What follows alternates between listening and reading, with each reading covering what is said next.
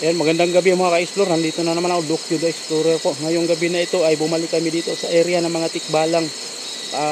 Tatlo kami ngayon dahil sumama si Sarge dahil medyo hindi siguro siya masyadong pagod ngayon sa trabaho, kaya sumama siya.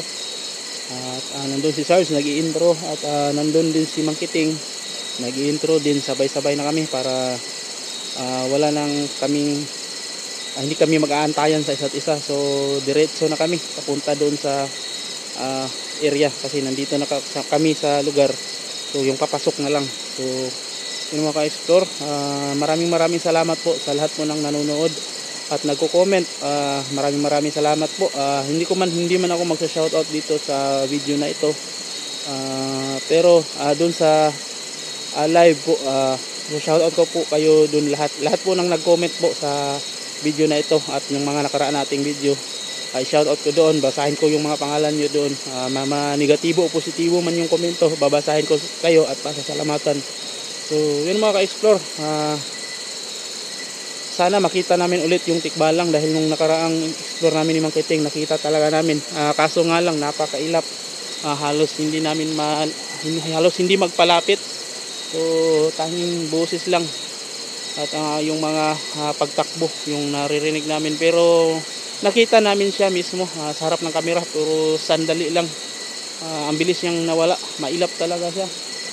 So yun mga ka-explore, sana magiging ligtas kami ngayong gabi at maraming salamat po sa lahat ng nanonood at nakasubaybay. At yun, sabahan nyo kami sa exploration na ito. So tara. So yun, nandun si Mang Kiting mga ka-explore. So nandun din si Sarge, nag-i-intro din. So yun, pasensya na po kayo kung medyo maingay kasi nandito kami sa tabi ng ilog. Dahil dito kasi sa bundok mga ka-explore, wala talagang ibang madaanan na medyo magandang daan. Dito lang talaga sa ibaba o di kaya ay umakyat sa tuktok kasi bakilid po, baka matirik kasi mahirap din dumaan dyan sa gitna ng tuktok at ng sa ibaba, baka malaglag tayo, mahulog at maaksidente pa. So dito kami sa tabi ng ilog para hindi kami mahirapan maglakad. So yan bro.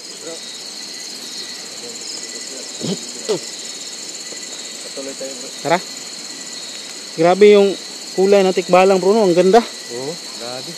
Yung balat niya parang sawa. Oh, parang ganun. Oh, parang pawikan. Yung maganda yung kulay, bro. Maganda. Ang problema nga lang, napakailap niya. Halos hindi magpalapit. Pero nakita talaga sa camera, no? Yung yun ba yung yung napakita sa camera mo? Oo. Yung kulay balat, yung kulay sawa, ano yun? Oo. Maganda yung kulay sa akin, niya. parang kabayo talaga. Kabayo. Ano yung mga in-explore nyo ngayon? Yung mga nasa lang... Tikbalang. Balang? Tikbalang. Tikbalang. So sa Tagalog, sinasalita yan ng tikbalang, pero sa Bisaya po, ang pagkabigkas yan ay tikbalang. Tikbalang. Okay. Sarge, mag-ingat ka Sarge ha, dahil yung tikbalang, ano yan, nanghahabol daw ng gwapo. Uy, ito yung gwapo. Halika. Ingat lang tayo. Makita natin si Ram, no? Oy, kaya nga bro, si Ram ba? Gusto kong makita yung tao yan kung anong, kasi nahiwagaan ako dyan sa kanya, diba? Base doon sa kwento mo. Lalo ka talaga bro. Kasi yung mukha parang yung tikbalang. Hoy. Tingnan mo kapag makikita mo. Pero ang gwapo naman bro. Magwapo ba si Ram? Bakit Ram yung pangalan niya? Yun ang sabi niya. Parang may kapangalan siya, Ram. Isang banggiit ng tao, bro.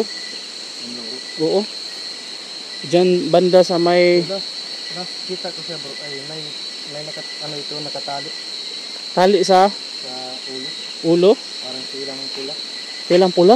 Uy! Mandarigma talaga bro. Isa yung bagani. Makikita mo yan bro. May nagsasaka ba dito? Ano ba to? Ano lang ba? Turok lang yan.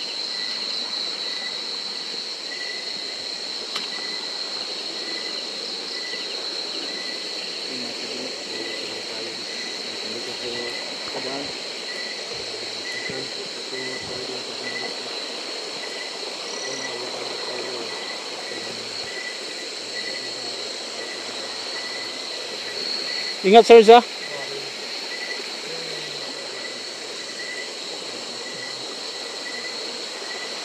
Parang meron yata nagsasaka dito mga ka-explore. Kanino kaya ito? Sino kaya yung nagsasaka dito?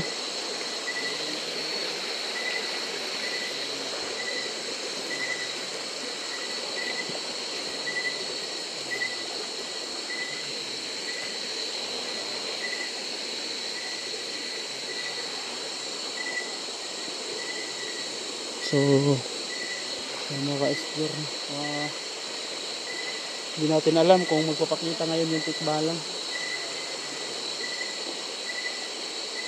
Ganda talaga ng kulay ng tikbalang mga ka-explore. Parang hindi siya masama. Parang ganun, parang basta kung titingnan nyo siya, maamo siya, maamo.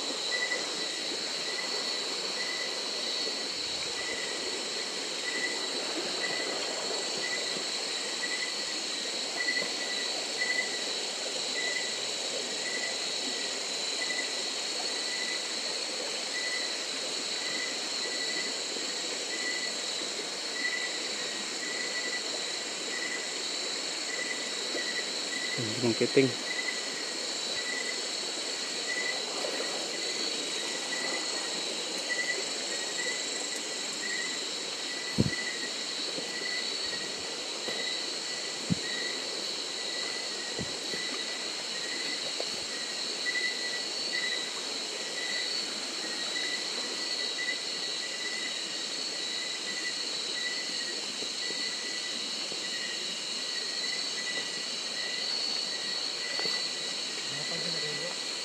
Wala pa yung agos pa lang ng tubig yung naririnig ko. Kapag may boses dahil natin madinig.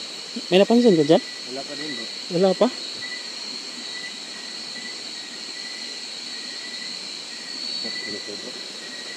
Ha? Oh?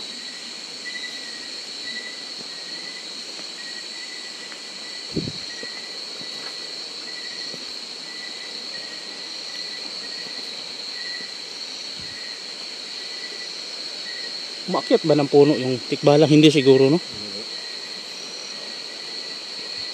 Hindi tayo bro kasi maraming tikbalang na kulay parang puno din. Ah, ginagaya nila yung kulay ng puno. Ginagaya yan. Parang yung natin nakikita.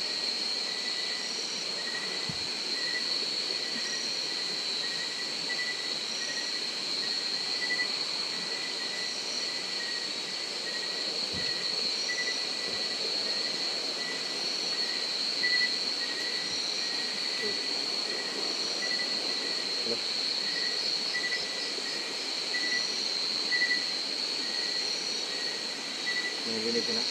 Iba yung pakiramdam ko dito, bro.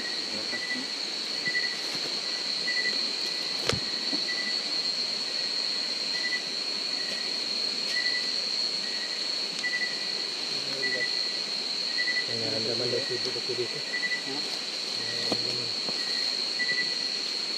Napansin ko dito. Parang may napansin ko dito.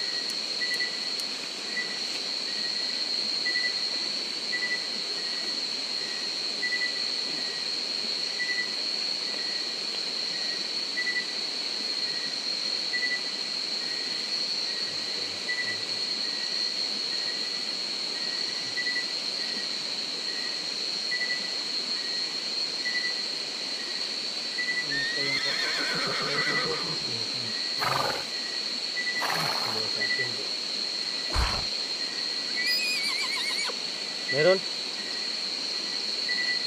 Parang may tikbalang sa paligid, bro.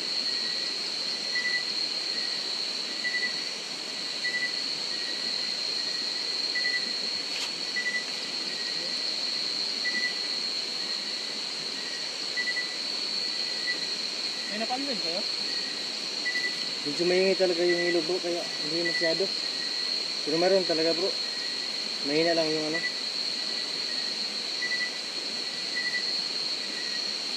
Ingat bro.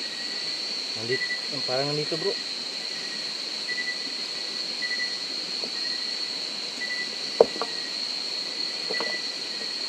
Kapaluin no? Iba yung amoy niya bro. Dito talaga yung tikbalang.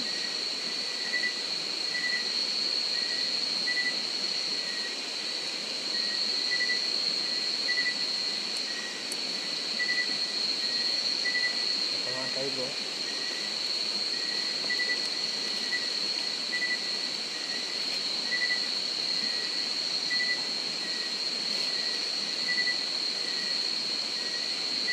Ingat ka Kuya Lux. May samaan ko yan. Baka makita ka dyan. Ingat lang. Dito lang kami sa harap, sa likuran. Baka biglang namang mapakita sa kamera natin ba? Ha? Baka biglang mapakita sa kamera, kaya dito kami.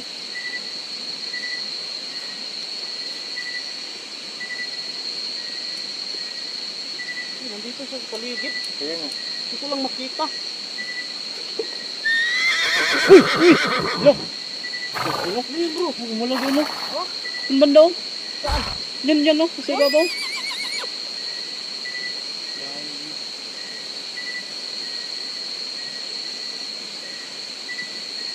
May busis narinig bro. Parang may busis narinig ba? Hina lang. Hina lang siya.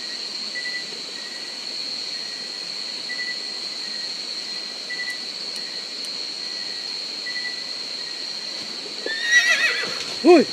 Ah, tara. Dagan. Dali na yan. Dali yan. Ba't tayo ba? Bangkay, hindi ka bro. Apong natibangkaw no? Uy, hindi pag natibangkaw ba yun? Nahawan no? Ha? Nahawan. Nandyan! Nandyan bro! Bro. Ha? Ganun ba? Hindi lang ako sure bro kung natamaan. Madilim kasi dyan. Nandito kasi yung ilaw. So madilim. Di ko sure kung natamaan yun. Tingnan nga natin kung may mga bakas ba ng ano dito. Ingat.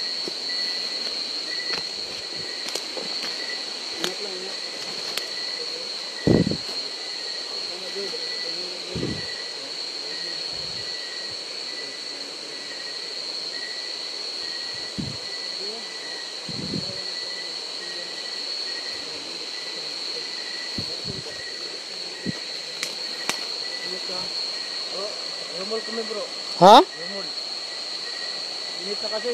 Baka katulad nito ba? Sira yung mga natin flashlight. Alam siguro bro. Uy, mamaya na. Uy, ano yun? Ha?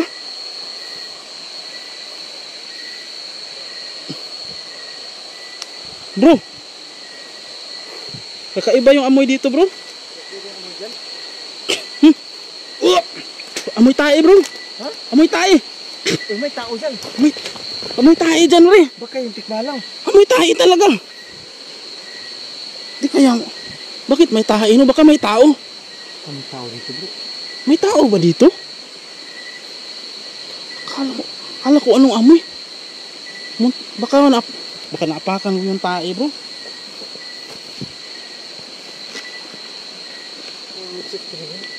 Ha? Putik kami. Uy, meron nga. Uy. Saan yun?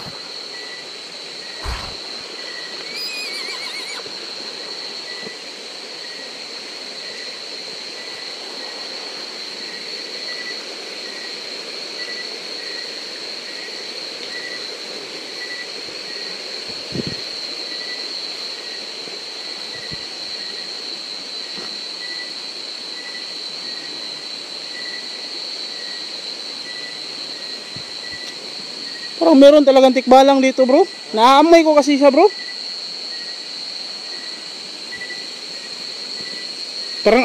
Parang amoy tae siya.